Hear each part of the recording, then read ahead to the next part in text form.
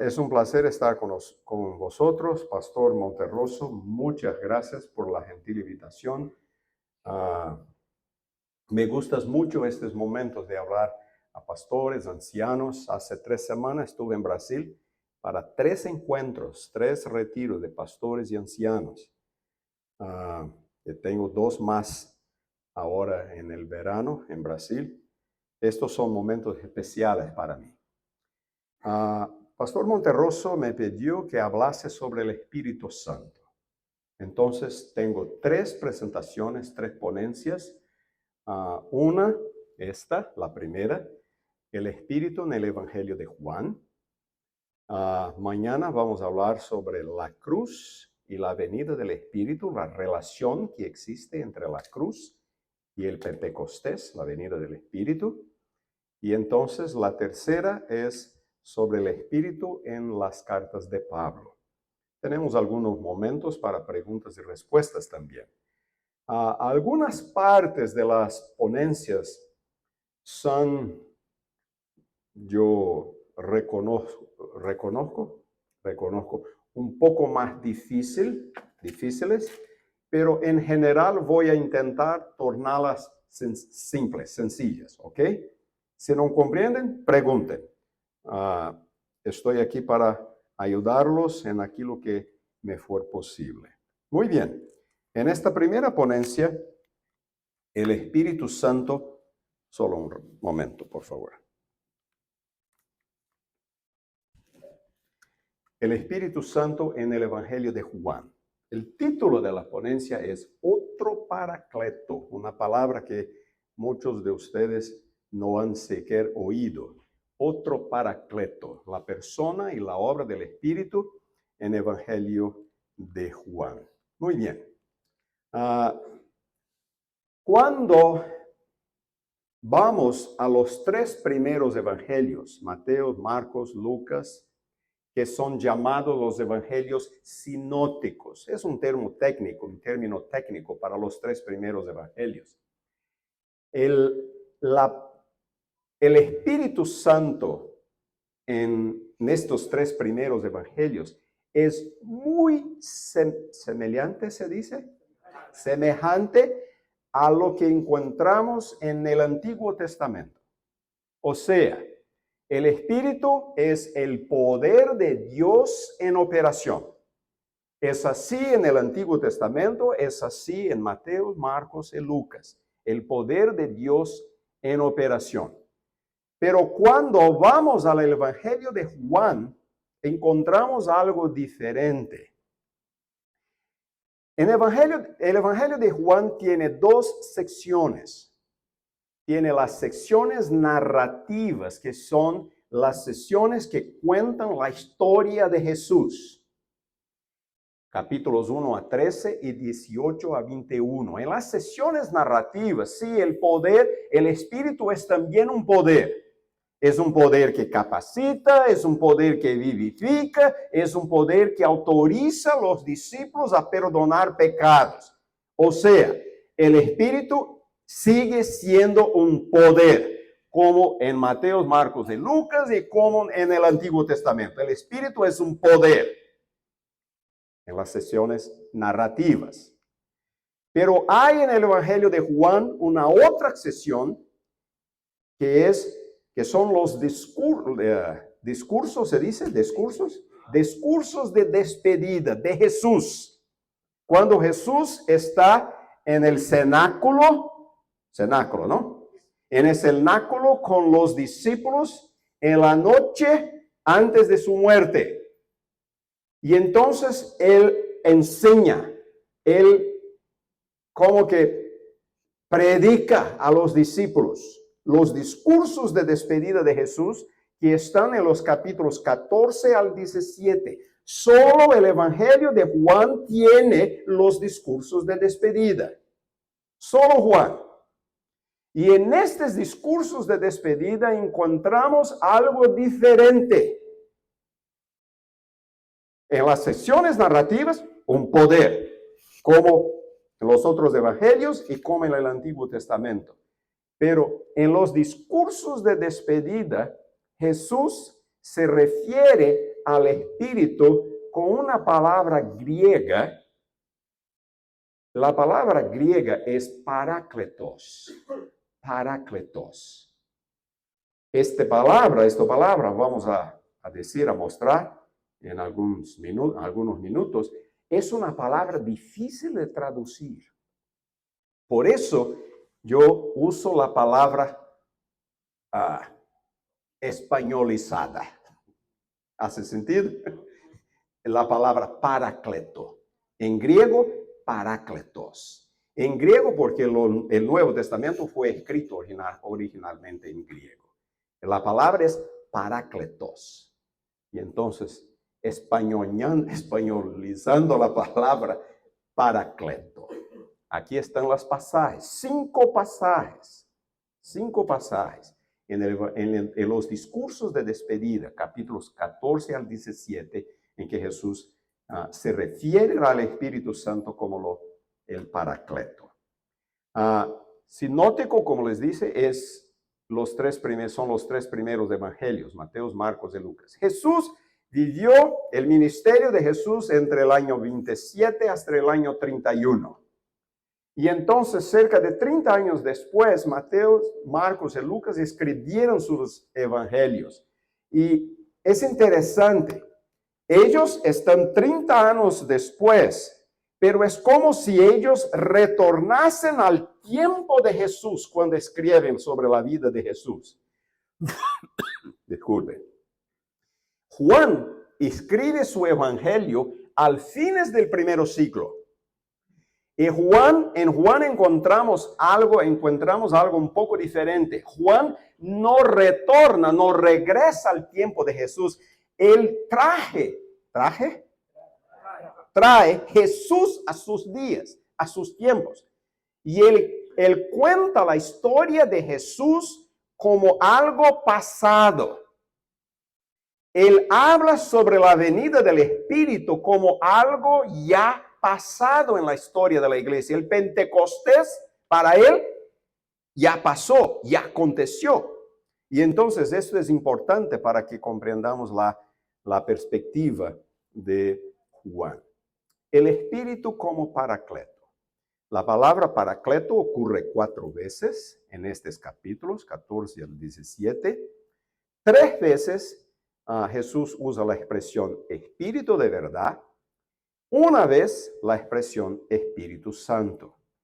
No hay ninguna duda que el Paracleto es el Espíritu de verdad. Hay 2 pasajes claros. El Paracleto es el Espíritu de verdad. Y el Paracleto es el Espíritu Santo. Juan 14, 26. Entonces, no hay ninguna duda que el Paracleto es el Espíritu Santo. Eso solo tenemos que leer los versículos y esto se queda muy claro. El Paracleto es el Espíritu Santo.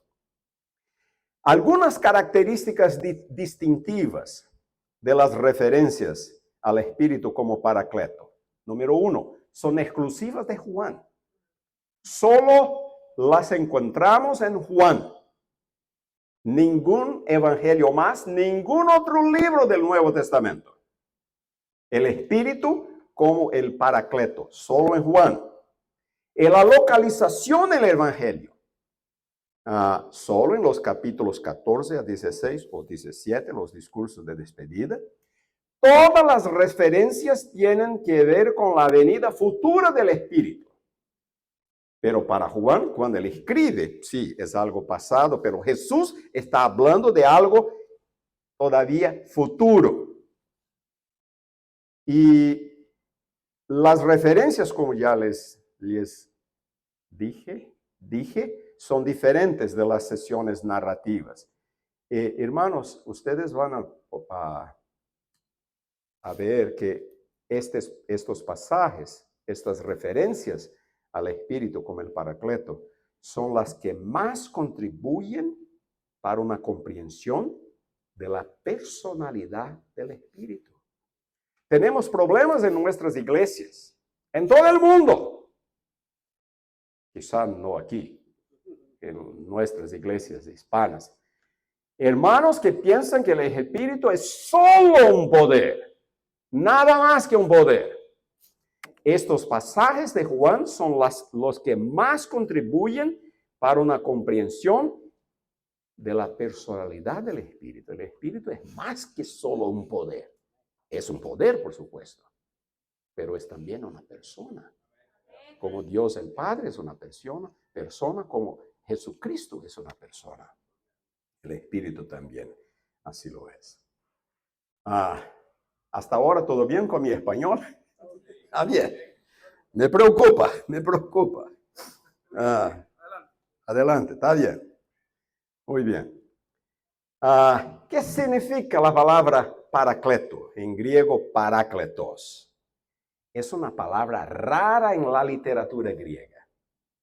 Es una palabra rara en la literatura griega. Y en el Nuevo Testamento solo Juan la utiliza.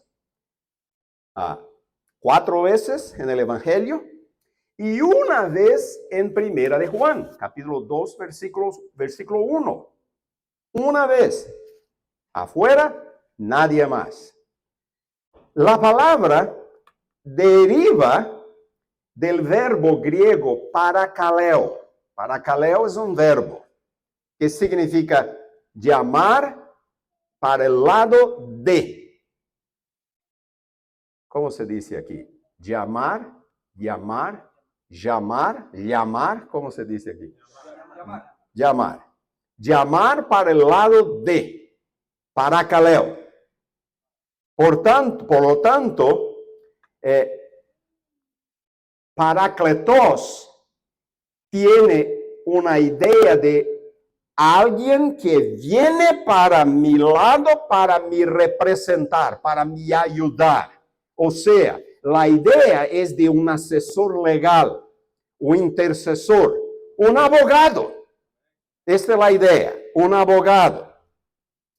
Pero hay una otra palabra griega que también está relacionada, es la palabra paráclesis, que significa consolación.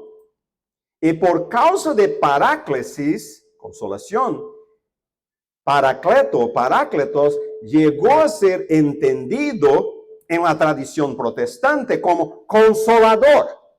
Y entonces es así que muchas de nuestras Biblias traducen paracleto, consolador. Es así que está en español, ¿no?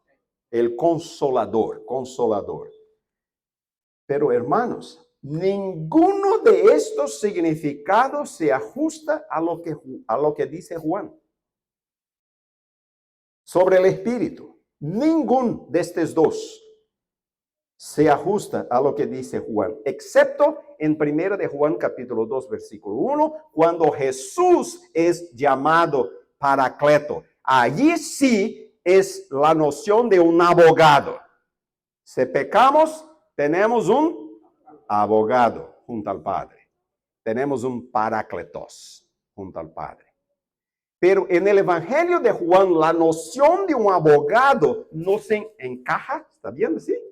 No se encaja la noción de un abogado. También la noción de un consolador no se encaja en lo que dice Juan. Un estudioso del Evangelio de Juan, John Ashton, de Oxford, dijo lo siguiente. Dijo el siguiente. Ninguno de los posibles significados de parakaleo se encaja precisamente en las varias funciones atribuidas al paracleto en el Evangelio. Esas funciones no pueden ser reducidas o resumidas a un término único y abarcante lo suficiente para que pueda sustituir parácletos. La sugerencia de John Ashton es no traducir. Porque no hay una traducción precisa en el Evangelio. Por lo tanto, no traducir, dejar paracleto. Jerónimo fue quien tradució la Vulgata Latina, la Biblia, que fue la versión oficial de la Iglesia Católica por toda la Edad Media, desde el V siglo hasta el siglo XVI. La Vulgata Latina fue la versión oficial de la Iglesia Católica, y Jerónimo no tradució, dejó Paracleto. Paracleto. ¿Por qué? Porque los dos posibles significados no se encajan con lo que dije Juan. Algunas traducciones modernas tienen ayudador. Ayudador es como, ¿cómo se dice en español? Un compromise. No es un compromiso, es un, ok, vamos a hacer entonces así. No es perfecto, pero ayuda a entender. Entonces, esta es la idea. La traducción ayudador no es perfecta, pero ayuda a comprender. Y entonces, porque si tuviéramos allá Paracleto, casi nadie comprendería. Entonces, ayudador es un, ¿comprenden? Ayudador. Está presente en muchas versiones modernas. El Paracleto en Juan. Lo que dice Juan o Jesús sobre el Paracleto. La idea predominante es una idea pedagógica, es una idea de instrucción. Miren, hermanos, el Paracleto enseña. El Paracleto hace recordar lo que Jesús dijo. El Paracleto guía en la verdad. El Paracleto anuncia las cosas que han de acontecer. El Paracleto convence al mundo de pecado, de justicia y de juicio. Todas estas funciones tienen el concepto de instrucción, ¿no? El concepto pedagógico de instrucción, de enseñanza. ¿Ok? Esta es la idea predominante. Por lo tanto, no es la idea de un abogado como en 1 de Juan 2:1. No es la idea de una consolación para ser traducido como consolador. Es la idea de instrucción. Mire algo más. El Paracleto de Juan enseña, recuerda, guía, anuncia, habla, oye, glorifica, testifica, convence, puede ser recibido, puede ser conocido, puede ser enviado. Este es el Paracleto de Juan. Enseña, recuerda, guía, anuncia, habla, oye, glorifica, testifica, convence, puede ser recibido, puede ser conocido, puede ser enviado. Muy bien. ¿Lo que es esto, hermano? ¿Lo que es el Paracleto?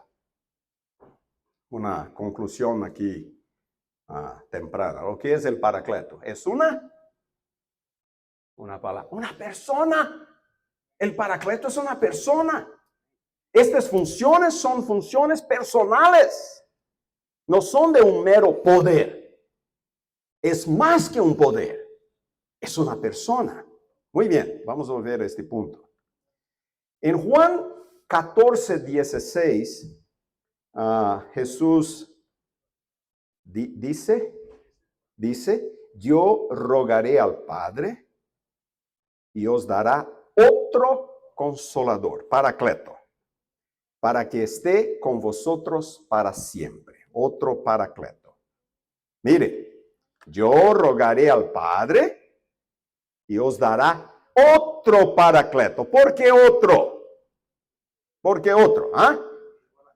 Porque Jesús fue el primero Paracleto. Jesús fue el primero Paracleto. Pero si alguno ha pecado, abogado tenemos para con el Padre. Paracleto, Jesucristo, el justo. Jesús fue el primero Paracleto. En la epístola de Juan, él fue un abogado, es un abogado, pero en el Evangelio de Juan, si la función es una función de instrucción, el primero instructor de los discípulos fue Jesús. Por tanto, yo rogaré al Padre y os dará otro Paracleto. El Paracleto viene para ocupar el lugar de Jesús. Pero yo os digo la verdad. Os conviene que yo me vaya, porque si no me voy, el Paracleto no vendrá a vosotros. Por lo tanto, Él viene para ocupar el lugar de Jesús. Yo voy y Él viene. Si yo no voy, Él no viene. El Paracleto es enviado por Dios y por Jesús. Cuando Jesús fue, el Paracleto es enviado, pero el Paracleto, el Espíritu Santo, a quien el Padre enviará en mi nombre. El Padre envía el Paracleto, pero miren, en 15:26, pero cuando venga el Paracleto, a quien yo os enviaré del Padre. ¿Quién envía el Paracleto? El Padre y Jesús. Los dos envían el Paracleto. El Paracleto puede ser conocido, puede ser recibido como Jesús pudo serlo. Miren, el Espíritu de verdad al cual el mundo no puede recibir porque no lo ve ni lo conoce, pero vosotros lo conocéis. Puede ser recibido, puede ser conocido. Esto dijo del Espíritu que habían de recibir los que creyeran en Él. Por lo tanto, ¿qué se puede concluir, hermanos? Y esta es una conclusión temprana también. Continuaremos aquí. ¿Qué se puede concluir?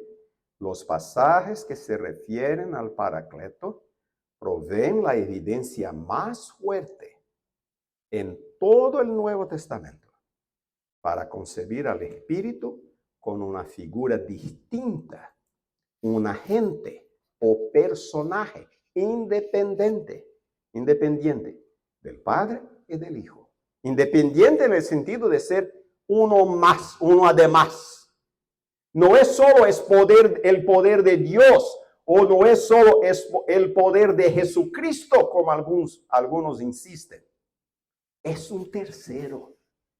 Así como el Padre es uno, así como Jesús es uno, el Espíritu también es uno. El Paracleto de Juan es una persona. Algunos dicen que el Paracleto es el propio Jesús glorificado. ¿Ya oyeron esto? El propio Jesús glorificado. Y Jesús en Juan 14:18 dice así: no os dejaré huérfanos, volveré a vosotros. Jesús hablando, no os dejaré huérfanos, volveré a vosotros. Lo que Jesús quiere decir aquí, 3 posibilidades. Primera, que Él se refiere a la segunda venida. No, cuando yo me voy, no os dejaré huérfanos. Yo volveré un día. ¿Cuánto tiempo? 2000 años ya se pasaron. Los discípulos murieron todos. Murieron huérfanos, porque Jesús no volvió. ¿Comprende? La segunda posibilidad, la resurrección de Jesús. Sí, es posible. No os dejaré huérfanos, volveré. ¿Cuándo? En 2 días, 3 días, en la resurrección. Pero también puede se referir a la venida del Espíritu. Cuando me voy, no os dejaré huérfanos. Volveré. ¿Pero de qué manera? En el Espíritu. En el Espíritu. Y entonces, algunos dicen que el Espíritu es el propio Jesús glorificado. Porque Él dice, cuando el Espíritu viene, yo vine. Yo vine. ¿Cómo respondimos a esto? El Paracleto no puede ser Jesús. No puede.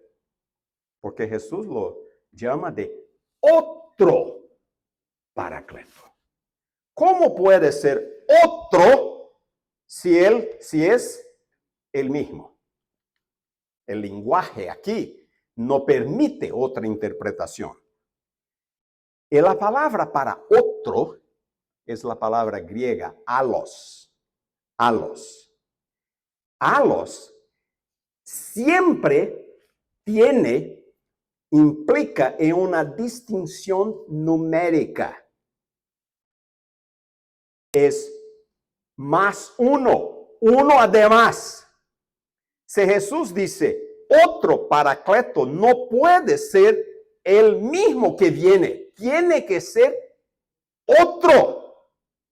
Hermanos, el lenguaje tiene que significar algo. Si yo digo, otro predicador no puede ser yo mismo, tiene que ser otro predicador, otra persona, otro pastor, otro anciano, otro hermano, no puede ser el mismo. Jesús dice otro paracleto. Por lo tanto, si Jesús es el primero y el Espíritu es el segundo, y los dos son paracletos, los dos tienen la función de enseñar, entonces hay una identidad de función, pero no identidad de persona. ¿Comprenden? No es la misma persona. Mientras que la función de enseñanza es la misma, pero la persona no es la misma. El Espíritu es distinto de Jesús, no puede ser Jesús. Juan Bautista, en el bautismo de Jesús, vi al Espíritu que descendía del cielo como paloma y que permaneció sobre él. Juan miró, aquí está Jesús, y el Espíritu vino sobre él. ¿Cómo entender esto si el Espíritu es el mismo Jesús? ¿Me expliquen? En la cena del bautismo de Jesús, tenemos dos. En escena. Tenemos dos. Jesús y el Espíritu. Hechos, capítulos 10, 38. Dios, ungió con el Espíritu Santo y con poder a Jesús. ¿Cuántos tenemos aquí, hermanos? Tres. Dios ungió Jesús con Jesús mismo. O Dios ungió Jesús con sí mismo. No, el lenguaje tiene que significar algo. Jesús, lleno de sí mismo, volvió de Jordán. No, lleno del Espíritu. Nosotros tenemos dos. Pero ¿cómo? Lleno del Espíritu, si el Espíritu es una persona. Nosotros podemos ser llenos de Jesucristo, ¿no? Nosotros podemos tener Jesucristo en nuestro corazón, podemos tener el Dios, el Padre con nosotros, podemos tener el Espíritu. Jesús podría también ser lleno del Espíritu. Entonces Jesús fue llevado por el Espíritu al desierto. Hermanos, nosotros tenemos dos aquí. Es imposible reducir esto para uno solo, ¿comprenden? Es imposible. El Espíritu es distinto de Jesús, pero en cierto modo es la continuación de la presencia de Jesús en el mundo. Por eso Jesús dice, yo volveré a vosotros. Porque el Espíritu es la continuación de la presencia de Jesús en el mundo. Juan 14, 28. Habéis oído que yo os he dicho, voy y vuelvo a vosotros. Yo voy y vuelvo. Si me amarais, os habríais regocijado. ¿Así? Regocijado. Porque he dicho que voy al Padre, porque el Padre es mayor que yo. Este es uno de los pasajes en Juan que algunos toman para decir que Jesús es menor, es inferior, por lo tanto es un ser criado, engendrado, alguna cosa así. Pero hermanos, tenemos que entender lo que se pasa. Tenemos que entender lo que se pasa. El Padre es mayor que el Jesús encarnado. El Padre es mayor que el Jesús encarnado. El Jesús encarnado no podría estar en todos los lugares al mismo tiempo. Y después de su ascensión, Él envió los discípulos ¿a dónde? A todo el mundo. Y entonces Él dije a los discípulos, es mejor para ustedes que yo vaya. Esta nueva fase, la misión mundial, sea administrada por el cielo, directamente del cielo. Porque yo no puedo estar con vosotros en todos los lugares al mismo tiempo. El Espíritu sí lo puede. Entonces, en este contexto, Jesús habla, el Padre es mayor que yo. Jesús está hablando de su condición encarnada, pero yo os digo la verdad, os conviene que yo vaya. Porque si yo no me voy, si no me voy, el Paracleto no vendrá a vosotros. Pero si me voy, os lo enviaré. Aquí hay algo muy significativo. El Espíritu solo puede venir si Jesús fuera. Sí, el Espíritu estuvo siempre aquí. Vamos a decir esto también. Siempre, desde la creación, ¿no?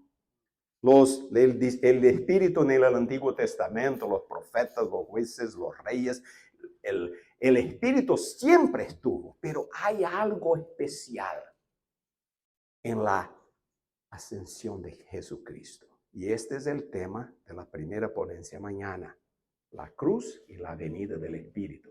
Hay algo especial. Por eso Jesús dice, os conviene que yo me vaya, porque si no me voy, el Paracleto no vendrá a vosotros. Vamos a hablar más sobre esto después. Los discípulos de la misión mundial de la iglesia, ya mencioné esto. Por lo tanto, el Paracleto no puede ser Jesús. Pero el Paracleto, el Espíritu Santo, también no puede ser Dios, el Padre. No puede. Yo rogaré al Padre y os dará otro Paracleto. Hermanos, ¿cuántos tenemos aquí? 3. Jesucristo hablando. Yo rogaré al Padre y os dará otro Paracleto. Tenemos 3. 14:26. Pero el Paracleto, el Espíritu Santo, a quien el Padre enviará en mi nombre. ¿Cuántos tenemos aquí? 3. El Espíritu que el Padre enviará en mi nombre. Pero cuando venga el Paracleto, a quien yo os enviaré del Padre. ¿Cuántos tenemos aquí? 3. Hermanos, voy a repetir. El lenguaje tiene que significar algo. Tenemos 3, no tenemos 2. Tenemos 3. Entonces, ¿cómo entender la declaración? Yo ya respondí un poco. ¿Cómo entender la declaración de Jesús? No os dejaré huérfanos, volveré a vosotros. Hermanos, el principio parece ser el mismo, puede ser el mismo de Juan 14:9. En Juan 14:9 leemos, el que me ha visto a mí, ha visto el Padre. Jesús y el Padre, ¿son la misma persona? No. Hay el Padre y hay Jesús. El Padre y el Hijo. Pero Jesús dijo, ¿quién? El que me ha visto a mí, ha visto al Padre.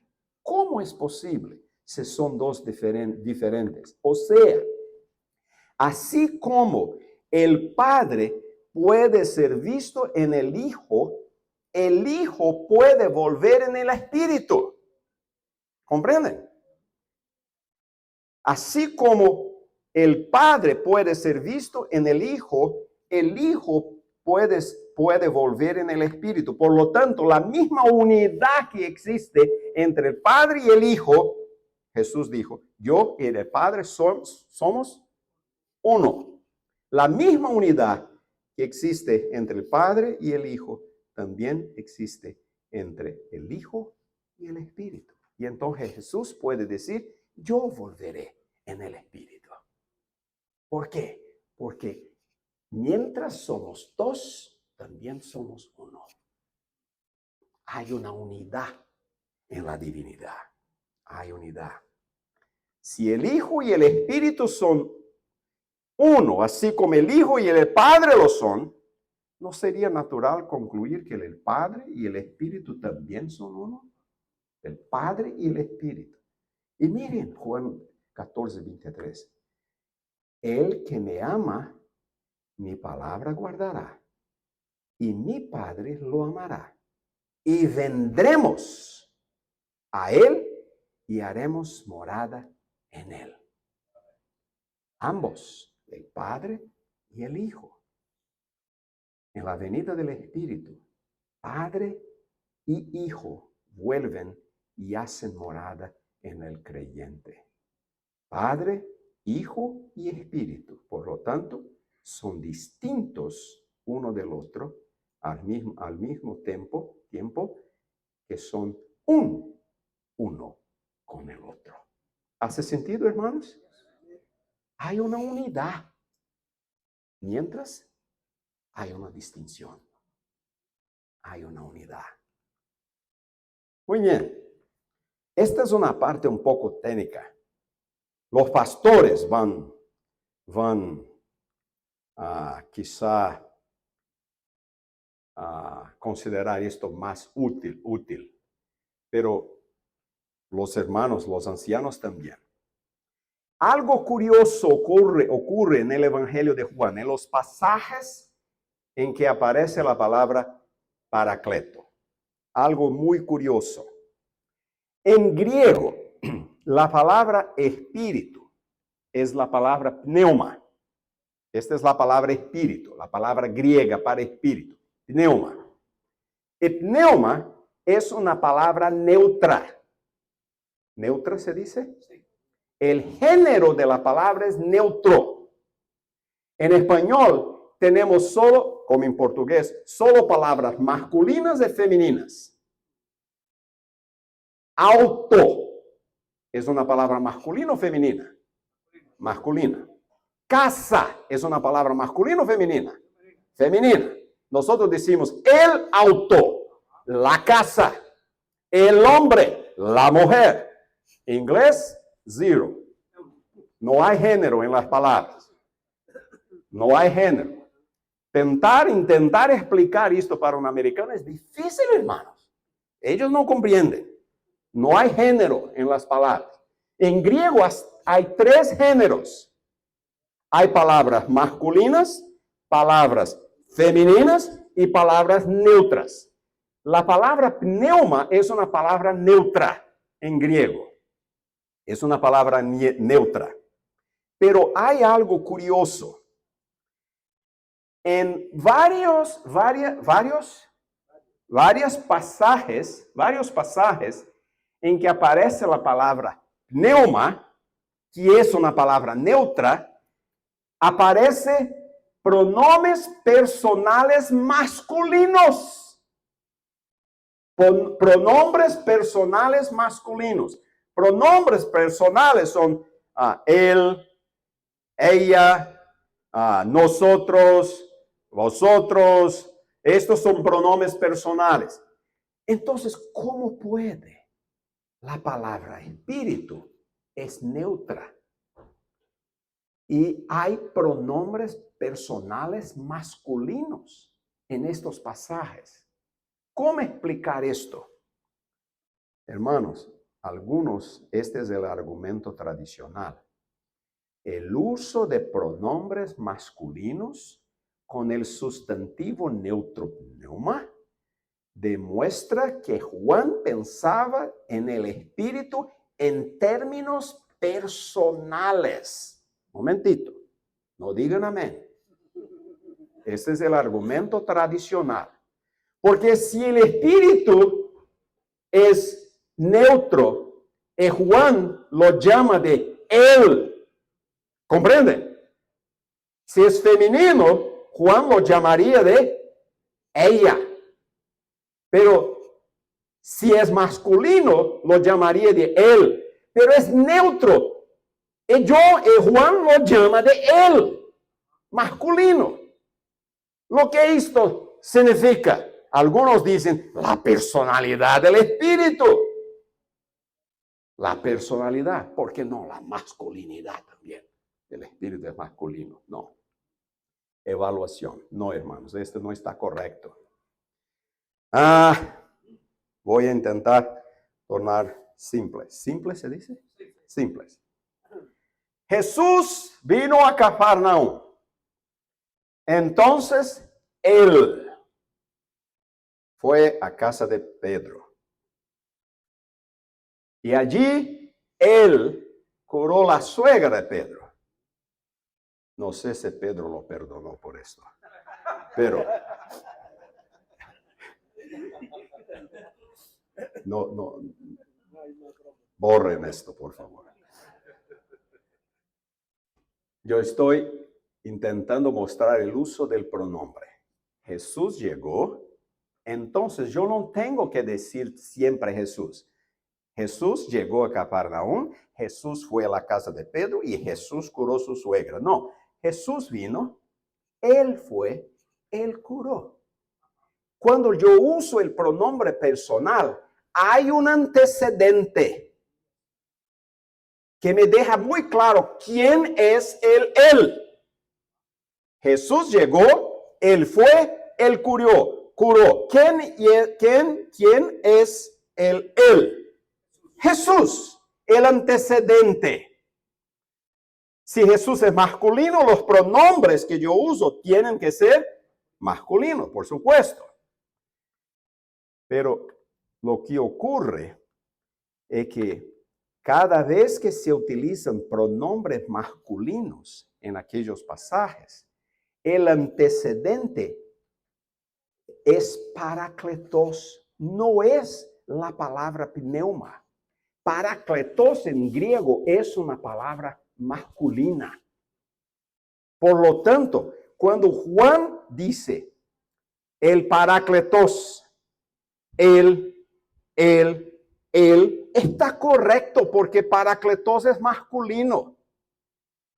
Si Juan utiliza también la palabra pneuma, que es neutra en el mismo contexto, esto no es la implicación de que el pneuma es una persona porque Juan está usando un pronombre masculino. No, Juan está siguiendo la gramática. Parakletos es masculino, entonces ellos van a utilizar pronombres masculinos.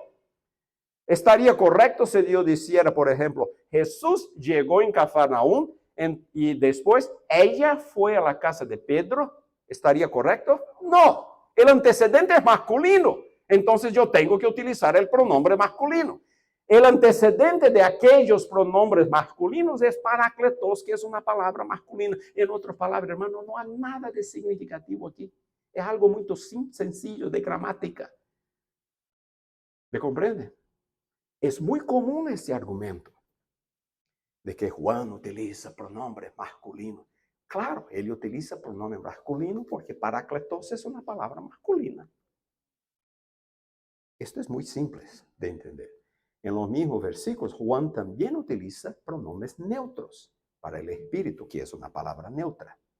Pero ¿por qué espíritu es una palabra neutra en griego? ¿Por qué espíritu es una palabra neutra en griego?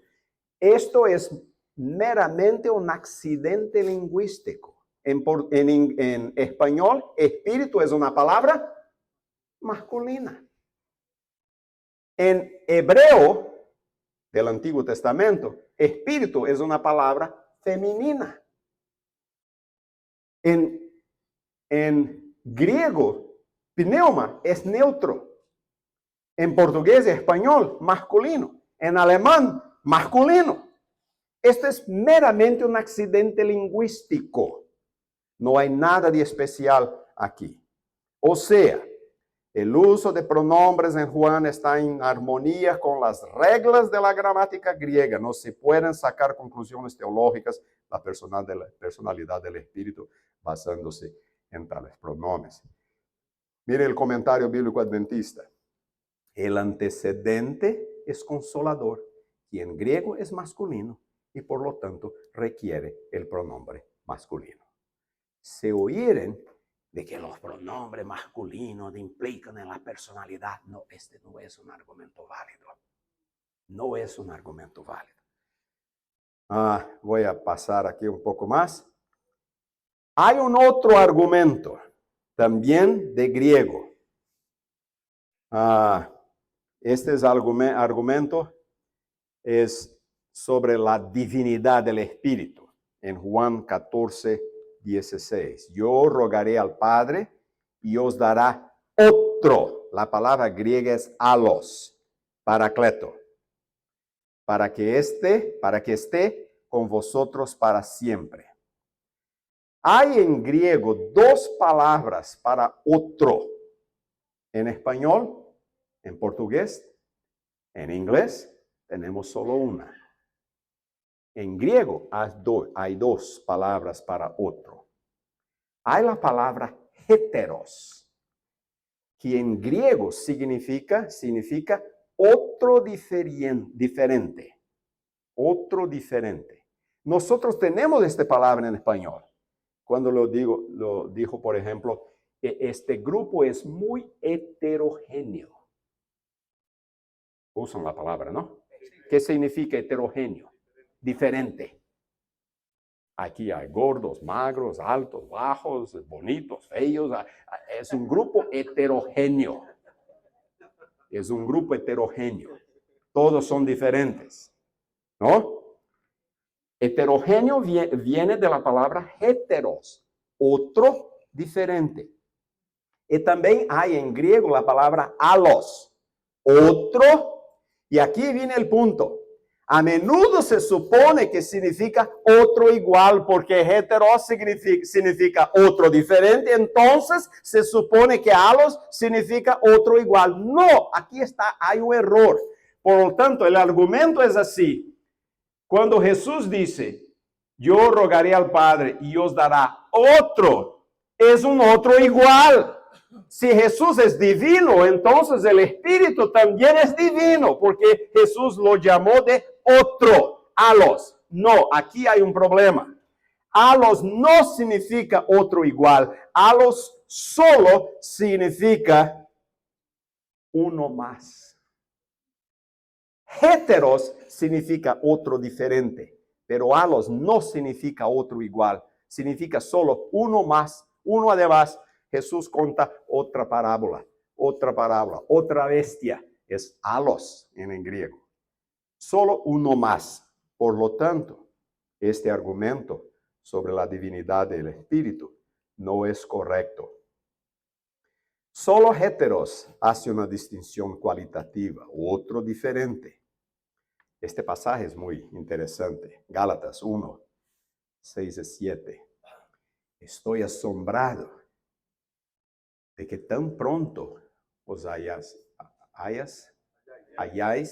alejado del que os llamó por la gracia de Cristo para seguir heteros, evangelion, un evangelio diferente, heteros. No que haya otro, alos, sino que hay algunos que os perturban y quieren alterar el evangelio de Cristo. Los Gálatas estaban migrando del verdadero evangelio para un heteros evangelio, para un evangelio diferente de justificación por las obras. Y entonces Pablo dice, no que haya otro.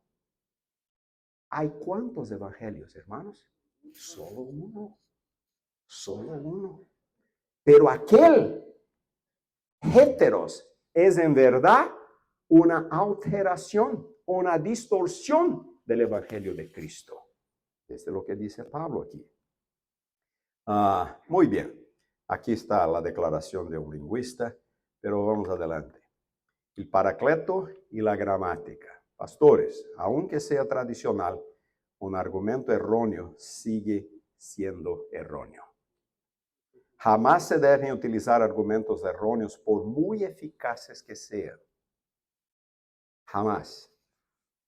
La verdad no solo hay que defenderla. Hay que defenderla con argumentos correctos. Mucho cuidado. Argumento de la verdad, no solo hay que defenderla con argumentos correctos. Muy bien, hermanos, la conclusión. La comprensión adventista de que el Espíritu Santo es más que un poder, encuentra fuerte apoyo en el Evangelio de Juan. Los pasajes del Paracleto se encuentran entre los más eficaces del Nuevo Testamento para mostrar que el Espíritu Santo es una persona. Es distinto de Jesús, es distinto de Dios el Padre. Estos pasajes son lo que más han aportado a la comprensión cristiana del Espíritu. Si creemos que el Espíritu es uno más, es mayormente por causa de estos pasajes en el Evangelio de Juan. Algunas citas de Elena de White. Hay 3 personas vivientes en el trío celestial: el Padre, el Hijo y el Espíritu. Una otra cita: el Espíritu Santo es una persona, así como Dios es persona. Otra: al pecado podía ser resistido y vencido únicamente por la poderosa intervención de la tercera persona de la divinidad. En inglés, Godhead. La tercera persona de la divinidad. E iba a venir no con energía modificada, sino en la plenitud del poder divino. Y algo más que ella dice: no es esencial para nosotros ser capaces de definir con precisión qué es el Espíritu Santo. No es esencial. La naturaleza del Espíritu Santo es un misterio. Los hombres no pueden explicarla porque el Señor no se la ha revelado. En cuanto a estos misterios demasiado profundos para el entendimiento humano, el silencio es oro. Tenemos que tomar cuidado cuando hablamos de la divinidad. Es muy arriba, encima de nosotros.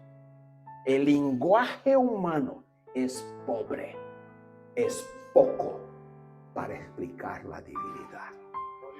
Solo comprendemos la divinidad a medida en que la divinidad, se revela. Y tenemos una revelación de que hay Dios el Padre, hay Dios el Hijo y hay Dios el Espíritu Santo. Que Dios nos abençoe, hermanos. Gracias por la atención.